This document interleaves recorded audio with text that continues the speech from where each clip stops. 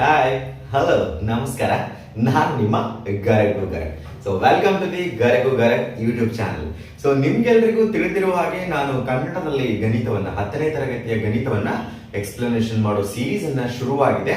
So ಅದರಲ್ಲಿ ಮೊದಲನೇ chapter ಮುಗಿದಿದೆ. ಸೊ ಅದು ಸಮಾಂತರ ಶ್ರೇಣಿ. ಸೊ ಸಮಾಂತರ ಶ್ರೇಣಿಗೆ ಸಂಬಂಧಪಟ್ಟಂತ ಎಲ್ಲಾ ಕಾನ್ಸೆಪ್ಟ್ ಗಳನ್ನ ಇನ್ ಡೀಟೇಲ್ ಇಂಚ್ ಆಗಿ ಬಿಡದೇನೆ ಎಕ್ಸ್ಪ್ಲನೇಷನ್ ಆಗಿದೆ. ಸೊ ನೆಕ್ಸ್ಟ್ ಮತ್ತೊಂದು ಚಾಪ್ಟರ್ ಏನಂತಂದ್ರೆ, ಇಲ್ಲಿ ನೀವು ನೋಡಬಹುದು ಎರಡು ಚರಾಕ್ಷರಗಳಿರುವ ರೇಖಾತ್ಮಕ ಸಮೀಕರಣಗಳ ಜೋಡಿ. ಸೊ ಆಲ್ರೆಡಿ ನಾವು 9th ಮತ್ತು 8th ಅಲ್ಲಿ ಇದ್ರ ಬಗ್ಗೆ ತುಂಬಾ ಸ್ಟಡಿ ಮಾಡಿದ್ದೀವಿ. ಸೊ ಚರಾಕ್ಷರ ಅಂದ್ರೆ ಏನು, ಆಮೇಲೆ ಕೋಎಫಿಷಿಯಂಟ್ಸ್ ನಾವು ಕಾನ್ಸ್ಟೆಂಟ್ ಅಂತ ಸಂಖ್ಯಾ ಸಹಗುಣಕ ಅಂತ ಕರಿತೀವಿ, ಅದಾಗಿರ್ಬೋದು. ಆಮೇಲೆ ಅದರ ಸಹಗುಣಕ ಏನು, ರೇಖಾತ್ಮಕ ಸಮೀಕರಣಗಳಂದ್ರೆ ಏನು, ರೇಖಾತ್ಮಕ ಅಂದ್ರೆ ಏನು, ಆಮೇಲೆ ಸಮೀಕರಣ ಅಂದ್ರೆ ಏನು, ಯಾವ ರೀತಿ ಪರಿಹಾರವನ್ನ. ಸೊ ಇದರಲ್ಲಿ ಸ್ವಲ್ಪ ಡೀಟೇಲ್ ಆಗಿ ಈ ಚಾಪ್ಟರ್ ನಲ್ಲಿ ಸ್ಟಡಿ ಮಾಡ್ತೀವಿ. ಮತ್ತು ಇಕ್ವೇಶನ್ ಅನ್ನ ನಾವು 9th ಮತ್ತು 8th ಅಲ್ಲಿ ಒಂದೊಂದೇ ಇಕ್ವೇಶನ್ ಅನ್ನ ಸ್ಟಡಿ ಮಾಡಿದೀವಿ. ಸೊ ಒಂದೇ ಇಕ್ವೇಶನ್ ಕೊಡ್ತಿದ್ರು, ಸಮೀಕರಣ ಒಂದೇ ಕೊಡ್ತಿದ್ರು, ನಾವು ಸಾಲ್ವ್ ಮಾಡ್ತಿದ್ವಿ. ಇಲ್ಲಿ ಎರಡು ಸಮೀಕರಣಗಳನ್ನ ಕೊಡ್ತಾರೆ. ಸೊ ಆ ಸಮೀಕರಣಗಳನ್ನ ಯಾವ ರೀತಿ ಕಂಡು ಹಿಡಿಬೇಕು ಅನ್ನೋದನ್ನ ಡೀಟೇಲ್ ಆಗಿ ನಿಮಗೆ ತಿಳಿಯೋ ರೀತಿ ನಾವಿಲ್ಲಿ ಇಲ್ಲಿ ನೋಡ್ತಾ ಹೋಗೋಣ. ಸೊ ಹಾಗಾದ್ರೆ ಬೇಸಿಕ್ ಆಗಿ ಈ ಚಾಪ್ಟರ್ ನ ಬೇಸಿಕ್ ಆಗಿ ನಾವು ಏನ್ ತಿಳ್ಕೊಂಡಿರ್ಬೇಕಂತಂದ್ರೆ, ಇಲ್ಲಿ ನಾನು ಸಬ್ ಕಾನ್ಸೆಪ್ಟ್ ಅನ್ನ ಬರ್ದಿದ್ದೀನಿ ಏನೇನಂತ. ಸೊ ಒಂದೊಂದು ಕಾನ್ಸೆಪ್ಟ್ ಅನ್ನ ನಾವು ಇಲ್ಲಿ ನೋಡ್ತಾ ಹೋಗೋಣ. ಎರಡು ಚರಾಕ್ಷರಗಳಿರುವ ರೇಖಾತ್ಮಕ ಸಮೀಕರಣಗಳ ಜೋಡಿಗಳು. ಇಲ್ಲಿ ನೀವು ನೋಡಬಹುದು ವರ್ಡ್ ಅಲ್ಲೇ ಇದೆ, ಎರಡು ಮತ್ತು ಚರಾಕ್ಷರ. ಹೌದಾ? ಚರಾಕ್ಷರ, ರೇಖಾತ್ಮಕ, ಸಮೀಕರಣ. 1 2 3 4 4 ವರ್ಡ್ ಇದಾವೆ. ಈ 4 ವರ್ಡ್ ಬಗ್ಗೆ ನಾವು ತಿಳ್ಕೊಂಡ್ಬಿಟ್ರೆ ಆಲ್ಮೋಸ್ಟ್ ಆಲ್ ಚಾಪ್ಟರ್ ಒಂದ್ ಸ್ವಲ್ಪ 50% ನಿಮ್ಗೆ ಅಂಡರ್ಸ್ಟ್ಯಾಂಡ್ ಆಗಿದೆ ಅಂತ. ಸೊ ಹೇಳ್ತೀನಿ ನೋಡ್ರಿ. ಮೊದಲನೇದು ಎರಡು ಅಂತಂದ್ರೆ ಗೊತ್ತು, ಎರಡು. ಸೊ ಎರಡ್ ಟರ್ಮ್ ಚರಾಕ್ಷರ. ಹಾಗಾದ್ರೆ ಚರಾಕ್ಷರ ಅಂದ್ರೆ ಏನು? ಸೊ ಚರಾಕ್ಷರ ಅಂತಂದ್ರೆ ನಾವು ಯಾವುದೇ ರೀತಿ ಅಲ್ಫಾಬೆಟ್ ಅನ್ನ ಯೂಸ್ ಮಾಡ್ತೀವಲ್ಲ, A B C D, common ಆಗಿ ಈ ಬೀಜಗಣಿತ ಅಂತ ನಾವೇನ್ ಕರಿತೀವಿ, ಅಲ್ಜಿಬ್ರಾದಲ್ಲಿ ಯೂಸ್ ಮಾಡೋದು ಎಕ್ಸ್ ವೈ ಝಡ್. ಸೊ ಈ ಮೂರು ಚರಾಕ್ಷರಗಳನ್ನ ಕಾಮನ್ ಆಗಿ ನಾವು ಹೆಚ್ಚಾಗಿ ಯೂಸ್ ಮಾಡ್ತೀವಿ. ಸೊ ನಾನು ಚರಾಕ್ಷರ ಅನ್ನುವಂತ ವರ್ಡ್ ಅನ್ನ ಯೂಸ್ ಮಾಡಿದೆ. ಇಂಗ್ಲಿಷ್ ಅಲ್ಲಿ ವೇರಿಯಬಲ್ ಅಂತ ಕರೀತಾರೆ. ಹಾಗಾದ್ರೆ ಚರಾಕ್ಷರ ಅಂತಂದ್ರೆ, ಈಗ ಡಿಫೈನ್ ಇದನ್ನ ವ್ಯಾಖ್ಯಾನಿಸಿ ಅಂತ ನಾನು ಕೇಳಿದ್ರೆ, ಸರ್ ಇಂಗ್ಲಿಷ್ ನ alphabet A B C D ಗಳನ್ನ ಚರಾಕ್ಷರ ಅಂತಾರೆ ಅಂತಂದ್ರೆ ತಪ್ಪು. ಆ A B C D X Y Z ಅನ್ನೋದನ್ನ ಚರಾಕ್ಷರ ಅಂತೇಳಿ ನೋಟೇಶನ್ ಮಾಡ್ಲಿಕ್ಕೆ ನಾವು ಯೂಸ್ ಮಾಡ್ತೀವಿ.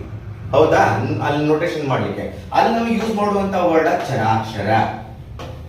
ಸೊ ಚರಾಕ್ಷರ ಅಂತಂದ್ರೆ ಇಲ್ಲಿ ಒಂದು ನೋಟೇಶನ್, ಅದಕ್ಕೆ ಪರ್ಟಿಕ್ಯುಲರ್ ವ್ಯಾಲ್ಯೂ ಇಲ್ಲ, ಯಾವುದೂ ವ್ಯಾಲ್ಯೂ ಇಲ್ಲ. ಅಲ್ಲಿ ಒಂದು ಟರ್ಮ್, ಅದು ಯಾವ ರೀತಿ ನಾವು ಅಲ್ಫಾಬೆಟ್ ಅನ್ನು ಯೂಸ್ ಮಾಡ್ತೀವಲ್ಲ, ಇದೊಂದು ಟರ್ಮ್, ಅದು ಅದಕ್ಕೆ ಯಾವುದೇ ರೀತಿ ಪರ್ಟಿಕ್ಯುಲರ್ ವ್ಯಾಲ್ಯೂ ಇಲ್ಲ. ಪರ್ಟಿಕ್ಯುಲರ್ ವ್ಯಾಲ್ಯೂ ಇಲ್ಲ ಅಂತಂದ್ರೆ ಆ ಇಕ್ವೇಶನ್ ಸಮೀಕರಣ ತಕ್ಕ ಹಾಗೆ ಆ ವ್ಯಾಲ್ಯೂ ಚೇಂಜ್ ಆಗ್ತಾ ಹೋಗುತ್ತೆ.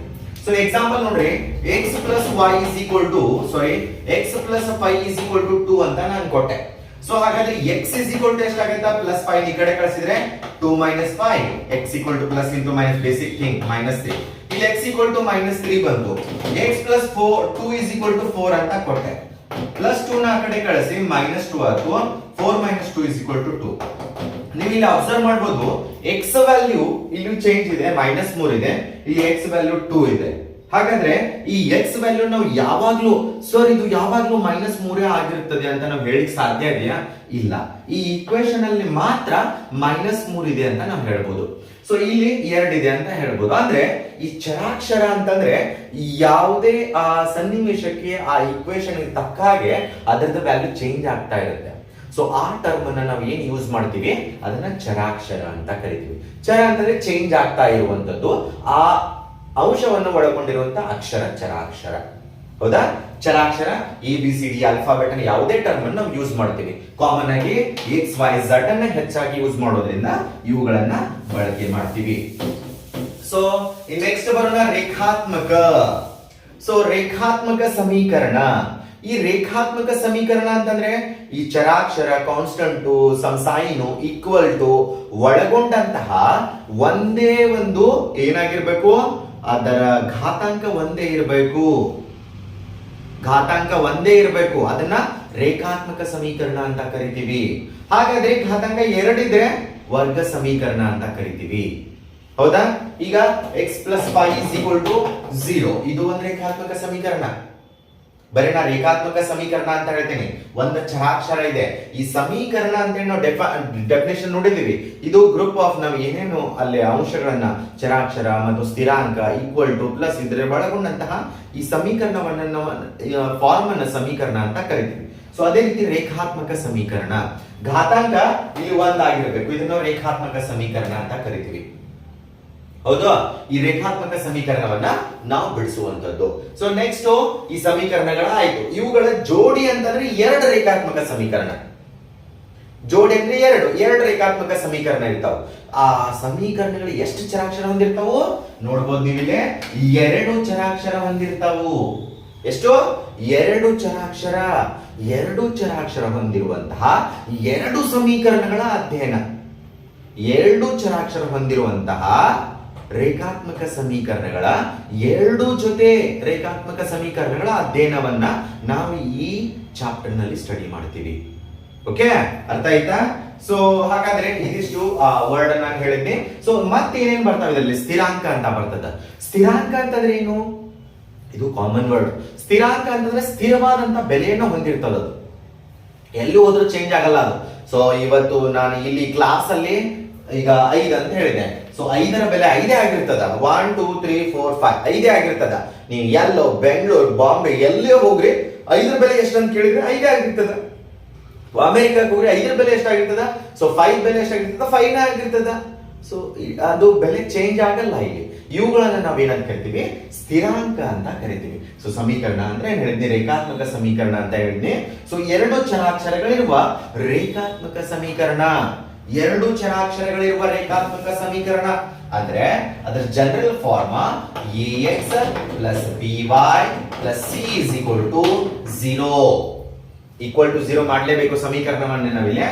ax plus by plus c equal to 0. ಇಲ್ಲಿ ಈಕ್ವಲ್ ಟು 0 ಅಂತಂದ್ರೆ ಅಲ್ಲಿ ಕಾನ್ಸ್ಟಂಟ್ ಇರಬಹುದು, ಕಾನ್ಸ್ಟಂಟ್ ಇರ್ತದ. ಅಲ್ಲಿ 0 ಅಂತಂದ್ರೆ ಇಲ್ಲಿ ಕಾಮನ್ ಆಗಿ ನಾನು ಬರತ್ತೆ.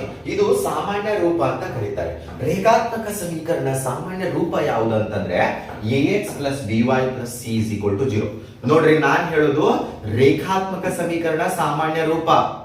2 ಚರಾಕ್ಷರಗಳಿರುವ ಒಂದು ರೇಖಾತ್ಮಕ ಸಮೀಕರಣದ ಸಾಮಾನ್ಯ ರೂಪ ಏನ? ax plus by plus c equal to 0. ಈಗ ಆ 2 ಚರಾಕ್ಷರಗಳಿರುವ ಈ 2 ರೇಖಾತ್ಮಕ ಸಮೀಕರಣಗಳ ಸಾಮಾನ್ಯ ರೂಪ ಅಂದ್ರೆ ನಾವು number ಕೊಟ್ಬಿಡೋಣ. a1x plus b1y plus c1 is equal to 0 and a2x plus b2y plus c2 is equal to 0. ನೋಡ್ರಿ, ಇದೊಂದು ರೇಖಾತ್ಮಕ ಸಮೀಕರಣ, ಇದೊಂದು ರೇಖಾತ್ಮಕ ಸಮೀಕರಣ. ಇಲ್ಲಿ 2 ಚರಾಕ್ಷರ ಅದಾವ, x ಮತ್ತು y. ಸೊ 2 ಚರಾಕ್ಷರಗಳಿರುವ 2 ರೇಖಾತ್ಮಕ ಸಮೀಕರಣಗಳ ಜೊತೆ ಸೊ ಅದರ ಸಾಮಾನ್ಯ ರೂಪ ಅಂದ್ರೆ a1x plus b1y plus c equal to 0 and a2x plus b2y plus c is equal to 0. ಇವು ಸಾಮಾನ್ಯ ರೂಪ. ಇಲ್ಲೊಂದು ಕಂಡೀಷನ್ ಇದೆ. ಏನಂತಂದ್ರೆ ಈ a and b c ಏನಂತಂದ್ರೆ ಇಲ್ಲಿ ನಾವು ಸಂಖ್ಯೆಗಳು ಅಂತ ಕರಿತೀವಿ. 0 ಅಲ್ಲದಿರುವ ವಾಸ್ತವ ಸಂಖ್ಯೆಗಳು. 0 ಅಲ್ಲದಿರುವ ವಾಸ್ತವ ಸಂಖ್ಯೆಗಳು 0 ಆಗಿರಂಗಿಲ್ಲ. ವಾಸ್ತವ ಸಂಖ್ಯೆಗಳಂದ್ರೆ ಪ್ಲಸ್ ಆಗಿರ್ಬೋದು, ಮೈನಸ್ ಆಗಿರ್ಬೋದು, ಏನ ಆಗಿರ್ಬೋದು, ಆದ್ರೆ 0 ಆಗಿರಬಾರ್ದು. 0 ಆಗಿರಬಾರ್ದು. ಸೊ ಕಾಮನ್ ಆಗಿ ನಿಮ್ ಟೆಕ್ಸ್ಟ್ ಬುಕ್ ಅಲ್ಲಿ ಏನ್ ಕೊಟ್ಟಿದ್ದಾರೆ ಅಂತಂದ್ರೆ a square plus b square is not equal to 0. So this is alternate form of that. ಅದಕ್ಕಾಗಿ ನಾನು ಕಾಮನ್ ಆಗಿ ಹೇಳ್ತೀನಿ, a b c 0 ಅಲ್ಲದಿರುವ ವಾಸ್ತವ ಸಂಖ್ಯೆಗಳು ಆಗಿದ್ದು a1x plus b1y plus c1 is equal to 0 and a2x plus b2y plus c2 is equal to 0. ಇದು 2 ಚರಾಕ್ಷರಗಳಿರುವ ರೇಖಾತ್ಮಕ ಸಮೀಕರಣಗಳ 2 ಜೊತೆ. ಸೊ ಒಂದು ಜೊತೆ ನಾವು 2 ಜೊತೆ ಅಂತ ಕರಿತೀವಿ. ಈಗ ಬೈ ಚಾನ್ಸ್ ಒಂದೇ ಕೇಳಿದ್ರೆ ಇದೊಂದ ಬರ್ದ್ ಬಿಡ್ಬೇಕು. 2 ಚರಾಕ್ಷರಗಳಿರುವ ರೇಖಾತ್ಮಕ ಸಮೀಕರಣದ ಸಾಮಾನ್ಯ ರೂಪ ಬರೆಯಿರಿ ಅಂದ್ರೆ ax plus by plus c equal to 0 ಅಂತ ಹೇಳಿ. ಸೊ ಈಗ ನಾನು ಆಗಲೇ ಒಂದು ಈಕ್ವೇಶನ್ ನ ತಗೊಂಡೆ. x plus 5 is equal to 2 ಆಯ್ತು. x is equal to plus 5 ಈ ಕಡೆ ಕಳಿಸಿದ್ರೆ 2 minus 5 x is equal to plus minus 5 minus 2 is 3 greater ಸಂಖ್ಯೆ minus 3.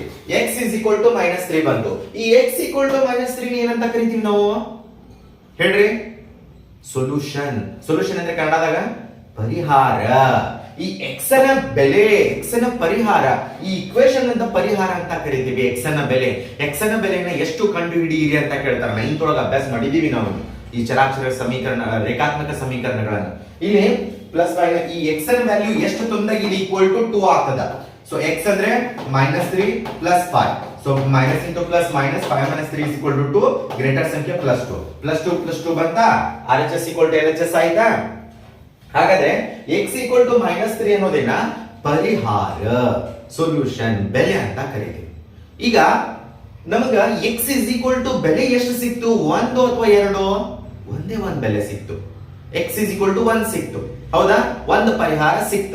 ಯಾಕಂತಂದ್ರ ಒಂದ ಚರಾಕ್ಷರ ಹೊಂದಿದ, ಇಲ್ಲಿ ಒಂದ ಚರಾಕ್ಷರ ಐತಿ, ಒಂದ ಪರಿಹಾರವನ್ನು ಸಿಕ್ತು. ಹಾಗಾದ್ರೆ ಎರಡು ಚರಾಕ್ಷರ ಇದ್ರೆ ಎಷ್ಟು ಪರಿಹಾರ ಸಿಗ್ತಾವು? ಎರಡು ಪರಿಹಾರ ಸಿಗ್ತಾವು. ಎರಡು ಬೆಲೆ ಬೇಕು ನಮಗೆ. LHS equal to RHS ಮಾಡ್ಬೇಕಾದ್ರೆ ಎರಡು ಬೆಲೆ ಬೇಕು. ಎಕ್ಸಾಂಪಲ್ ನೋಡ್ರಿ, x plus y is equal to 5 ಬರಬೇಕು. ನಾವು x ನ ಬೆಲೆ 1 ತುಂಬ್ತೀನಿ, y ನ ಬೆಲೆ 4 ತುಂಬ್ತೀನಿ. ಜಸ್ಟ್ ಹಂಗೆ ಹೇಳಾಕ ನಿಮಗೆ ಎಕ್ಸಾಂಪಲ್.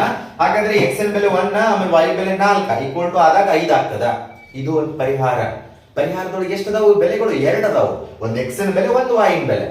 ಈ ರೀತಿ ಎರಡು ಚರಾಕ್ಷರ ಇದ್ರೆ ಎರಡು ಪರಿಹಾರ ಸಿಗ್ತಾವ ನಮಗೆ, ಹೌದು? ಪರಿಹಾರ ಸಿಗ್ತಾವ. ಇಲ್ಲಿ ಒಂದ ಈಕ್ವೇಶನ್ ಇದ್ದಾಗ ಡೈರೆಕ್ಟ್ ಆಗಿ ನಾವು ಈ ರೀತಿ ಮಾಡ್ತೀವಿ, ವ್ಯಾಲ್ಯೂ ಸಿಕ್ಬಿಡ್ತು. ಸೊ ಹಾಗಾದ್ರೆ ಎರಡು ಈಕ್ವೇಶನ್, ಎರಡು ಸಮೀಕರಣಗಳಿದ್ದಾಗ ಯಾವ ರೀತಿ ಕಂಡುಹಿಡಿಬೇಕು? ಅದೇ ಇಂಪಾರ್ಟೆಂಟ್ ಈ ಚಾಪ್ಟರ್ ಅಲ್ಲಿ, ಅದೇ ಇಂಪಾರ್ಟೆಂಟ್. ಎರಡು ಈಕ್ವೇಶನ್ ನ ಯಾವ ರೀತಿ ಕಂಡುಹಿಡಿಬೇಕಂತ. ಓಕೆ, ಸೊ ಇಲ್ಲಿ ನೋಡಬಹುದಿಲ್ಲ ಪರಿಹಾರ x ನ ಬೆಲೆ, y ನ ಬೆಲೆ, ಸರಳ ರೇಖಾತ್ಮಕ ಮೇಲಿನ ಬಿಂದು. ಅವ ಏನಾಗಿರ್ತಾವ ಅಂತಂದ್ರ x ಮತ್ತು y ನ ಬೆಲೆನ ಈ ಸರಳ ರೇಖೆಯ ಮೇಲೆ ಇರುವಂತ ಬಿಂದುಗಳು ಆಗಿರುತ್ತವೆ. ಏನಾಗಿರ್ತಾವು? ಬಿಂದುಗಳು ಆಗಿರ್ತಾವು. ಸರಳ ರೇಖೆಯ ಮೇಲಿನ ಬಿಂದುಗಳು ಆಗಿರ್ತಾವು. ಇದು ಈ ರೇಖಾತ್ಮಕ ಸಮೀಕರಣ ಹೋಗಿ ಯಾವ್ದಕ್ ಟಚ್ ಆಗ್ತದ ಅಂತಂದ್ರೆ ಈ ಗ್ರಾಫಿಕ್ ಟಚ್ ಆಗ್ತದ, ನಕ್ಷೆಗೆ ಅದು ಟಚ್ ಆಗ್ತದ. ಅಂದ್ರೆ ಅಲ್ಲಿ ನಾವು ಬಿಂದುಗಳನ್ನ ಅಭ್ಯಾಸ ಮಾಡ್ತೀವಿ, ಹೌದಾ? ಸೊ ಗ್ರಾಫ್ ಒಳಗೆ ಯಾವ ರೀತಿ ಬಿಂದುಗಳನ್ನ ಗುರುತಿಸಬೇಕು ಅನ್ನೋದನ್ನ ಅಲ್ಲಿ ಅಭ್ಯಾಸ ಮಾಡ್ತೀವಿ. ಸೊ ಇಲ್ಲಿ ಹೋಗಿ ಅಲ್ಲಿ ಟಚ್ ಆಯ್ತು ಅಂದ್ರೆ ಅದರ ಮುಖಾಂತರವಾಗಿ ನಾವು ಇಲ್ಲಿ ಸೊಲ್ಯೂಷನ್ ಪರಿಹಾರವನ್ನ ಕಂಡು ಹಿಡಿಬಹುದು. ಸೊ ಹಾಗಾದ್ರೆ ನೋಡ್ರಿ, ಎರಡು ಚರಾಕ್ಷರಗಳ ರೇಖಾತ್ಮಕ ಸಮೀಕರಣಗಳ ಜೋಡಿಯನ್ನ ಯಾವ್ಯಾವ ವಿಧಾನದಿಂದ ನಾವು ಪರಿಹಾರವನ್ನ ಗುರುತಿಸಬಹುದು, ಹಿಂಗ್ ವ್ಯಾಲ್ಯೂನ ಗುರುತಿಸಬಹುದು. ಒಂದು ನಕ್ಷಾ ವಿಧಾನ, ನಕ್ಷಾ ವಿಧಾನದಿಂದ ಕಂಡುಹಿಡಿಬಹುದು. ನಕ್ಷಾ ವಿಧಾನ ಅಂತಂದ್ರೆ ಗ್ರಾಫ್ ಯೂಸ್ ಮಾಡ್ಕೊಂಡು ಕಂಡುಹಿಡಿಬಹುದು. ಒಂದು ಬೀಜಗಣಿತೀಯ ವಿಧಾನದಿಂದ, ಸೊ ಬೀಜಗಣಿತೀಯ ವಿಧಾನದಿಂದ ಅದರೊಳಗ ಪ್ರತಿನಿಧಿಸಬಹುದು ಅಥವಾ ಬಿಡಿಸಬಹುದು. ಸೊ ಈ ಪರಿಹಾರವನ್ನು ಗುರುತಿಸಲಿಕ್ಕೆ ಮೇನ್ ಆಗಿ ಎರಡು ವಿಧಾನ ಅದಾವು. ಒಂದು ನಕ್ಷಾ ವಿಧಾನ, ಇನ್ನೊಂದು ಬೀಜಗಣಿತೀಯ ವಿಧಾನ ಅಂತಾರೆ. ಈ ಬೀಜಗಣಿತೀಯ ವಿಧಾನದೊಳಗೆ ಮತ್ತೆ 3 ಪ್ರಕಾರ ಬರ್ತಾವ. ಯಾವ್ಯಾವ 3 ಪ್ರಕಾರ ಅನ್ನೋದು ಆಮೇಲೆ ನಕ್ಷಾ ವಿಧಾನ ಅನ್ನೋದು 1 by 1 ಸ್ಟಡಿ ಮಾಡ್ತಾ ಹೋಗೋಣ. ಈ ವಿಷಯ ಏನಂತಂದ್ರೆ ಈ ಚಾಪ್ಟರ್ ಬಗ್ಗೆ ಇರುವಂತ ಬೇಸಿಕ್ ಇನ್ಫಾರ್ಮೇಶನ್. ಈ ಬೇಸಿಕ್ ಸ್ಟ್ರಾಂಗ್ ಇದ್ರೆ, ಪಿಲ್ಲರ್ ಸ್ಟ್ರಾಂಗ್ ಇದ್ರೆ ಬಿಲ್ಡಿಂಗ್ ಸ್ಟ್ರಾಂಗ್ ಆಗಿರ್ತದ. ಸೊ ನೆಕ್ಸ್ಟ್ ಈ ಪರಿಹಾರವನ್ನ ಏನ್ ನಾವು ಕಂಡು ಹಿಡಿತೀವಲ್ಲ, ಪರಿಹಾರವನ್ನ ಕಂಡು ಹಿಡಿಲಿಕ್ಕೆ ಯೂಸ್ ಮಾಡ್ತೀವಿ ನಕ್ಷಾ ವಿಧಾನ, ಬೀಜಗಣಿತೀಯ ವಿಧಾನ. ಸೊ ಇವೆಲ್ಲ ಇಂಪಾರ್ಟೆಂಟ್, ಬಹಳ ಇಂಪಾರ್ಟೆಂಟ್. ಮತ್ತೆ ಚಾಪ್ಟರ್ ಅಷ್ಟೇ ಈಸಿ ಇದೆ, ತುಂಬಾ ಈಸಿ ಇದೆ, ಆಯ್ತಲ್ಲ? ಈ ಚಾಪ್ಟರ್ ಬಗ್ಗೆ ಇದನ್ನೆಲ್ಲ ಇನ್ ಡೀಟೇಲ್ ಆಗಿ ಹೇಳ್ತಾ ಇದೀನಲ್ಲ, ಇದೆಲ್ಲ ಬೇಕಂತಂದ್ರೆ ಚಾನೆಲ್ ನ ಸಬ್ಸ್ಕ್ರೈಬ್ ಮಾಡೋದನ್ನ ಮಾತ್ರ ಮರಿಬೇಡಿ. ಮತ್ತೆ ನಿಮ್ ಫ್ರೆಂಡ್ಸ್ ಗೆಲ್ಲ ಹೇಳ್ತಾ ಹೋಗ್ಬೇಕು. ಯಾಕಂತಂದ್ರೆ ಇದು ಕನ್ನಡದಲ್ಲಿ ಇರುವಂತರಿಂದ ಕನ್ನಡ ಮೀಡಿಯಂ ವಿದ್ಯಾರ್ಥಿಗಳಿಗೆ ತುಂಬಾ ಹೆಲ್ಪ್ ಆಗುತ್ತಾ. ಗ್ರಾಮೀಣ ಪ್ರದೇಶದೊಳಗೆ ಏನಿರ್ತಾರಲ್ಲ, ಟ್ಯೂಷನ್ ಅದು ಎಲ್ಲೂ ಹೋಗ್ತಾರೆ, ಹಂಗಿಲ್ಲ ಸ್ಕೂಲ್ ಟೀಚರ್ ಹೇಳ್ತಿರ್ತಾರೆ. ಬಟ್ ಏನಾದ್ರೂ ಡೌಟ್ಸ್ ಬಂದ್ರೆ ಇನ್ನೊಬ್ರು ಅಲ್ಟರ್ನೇಟ್ ಟೀಚರ್ ಅದು ಅವ್ರನ್ನ ಕೇಳೋದನ್ನ ತುಂಬಾ ಒಳ್ಳೇದಂತ ಹೇಳಿ ಈ ಚಾನೆಲ್ ನನ್ನು ಕೂಡ ನೀವು ಅಲ್ಲಿ ವಿಡಿಯೋ ಅವೈಲೇಬಲ್ ಅದಾವ. ಮತ್ತೆ ಇನ್ನೊಂದು ವೇದಿಕ್ ಮ್ಯಾಥ್ಸ್ ಇದೆ. ವೇದಿಕ್ ಮ್ಯಾಥ್ಸ್ ಪರ್ಫೆಕ್ಟ್ ಆಗಿ ಎಕ್ಸ್ಪ್ಲನೇಷನ್ ಅನ್ನು ಕೊಟ್ಟಿದ್ದೀನಿ, ಅದನ್ನ ತಿಳಿಯೋ ರೀತಿ. ಸೊ ಚಾನೆಲ್ ನಲ್ಲಿ ವಿಡಿಯೋಗಳಿದಾವೆ. ಆ ನಕ್ಷಾ ವಿಧಾನ ಮುಂದಿನ ವಿಡಿಯೋದಲ್ಲಿ ಅವೈಲೇಬಲ್ ಇದೆ. ಸೊ ಅದಕ್ಕಾಗಿ ಈ ವಿಡಿಯೋನ ಡಿಸ್ಕಂಟಿನ್ಯೂ ಮಾಡದೆ ಇದಾದ ನಂತರ ಇದರ ಮುಂದಿನ ಪಾರ್ಟ್ 1, ಪಾರ್ಟ್ 2, ಪಾರ್ಟ್ 3, ಭಾಗ 1, ಭಾಗ 2, ಭಾಗ 3, ಭಾಗ 4, ಭಾಗ 5, ಭಾಗ 6 ಅಂತ ಈ ರೀತಿ ಪಾರ್ಟ್ಗಳಿದಾವೆ. 1 by 1 ನ ಲಿಂಕ್ ತಪ್ಪದೆ ನೋಡ್ತಾ ಹೋಗಿ, ಚಾಪ್ಟರ್ ಕಂಪ್ಲೀಟ್ ಆಗಿ ಅರ್ಥ ಆಗುತ್ತೆ. ಸೊ ಆ ನಕ್ಷಾ ವಿಧಾನವನ್ನ ಮುಂದಿನ ವಿಡಿಯೋದಲ್ಲಿ ಅಪ್ಲೋಡ್ ಮಾಡಿರ್ತೀನಿ. ಸೊ ನೀವು ಅಲ್ಲಿ ಸ್ಟಡಿ ಮಾಡಬಹುದು. ಓಕೆ, ಸೊ ಇದು ಕಾನ್ಸೆಪ್ಟ್ ಕ್ಲಾಸ್ ಕ್ಲಿಯರ್ ಆಗಿದೆ ಅಂತ ಅನ್ಕೋತೀನಿ. ನಕ್ಷಾ ವಿಧಾನದಲ್ಲಿ ನಿಮ್ಮೊಂದಿಗೆ ನಾನು ಮತ್ತೆ ಹಾಜರಿರ್ತೇನೆ. ಓಕೆ, ಚಾನೆಲ್ ನ ಸಬ್ಸ್ಕ್ರೈಬ್ ಮಾಡೋದನ್ನ ಮಾತ್ರ ಮರಿಬೇಡಿ. ಮತ್ತು ನಿಮ್ದು ಏನೇ ಅಭಿಪ್ರಾಯ, ಕ್ವಶನ್ ಏನೇ ಇದ್ರು ಕಮೆಂಟ್ಸ್ ಇದೆ. ಸೊ ಕಮೆಂಟ್ ಬಾಕ್ಸ್ ಇದೆ. ಸೊ ನೀವು ಅಲ್ಲಿ ಕಮೆಂಟ್ ಮಾಡಬಹುದು. ನಾನು ನಿಮ್ಗೆ ಸಂಬಂಧಪಟ್ಟಂತಹ ಎಲ್ಲಾ ಡೌಟ್ಸ್ ಅನ್ನ ಅಲ್ಲಿ ಕ್ಲಿಯರ್ ಮಾಡ್ತೀನಿ. ಓಕೆ, ಆ ನಕ್ಷಾ ವಿಧಾನದ ಕ್ಲಾಸಲ್ಲಿ ಮತ್ತೆ ಸಿಗೋಣ. Until then take care, bye ಬಾಯ್.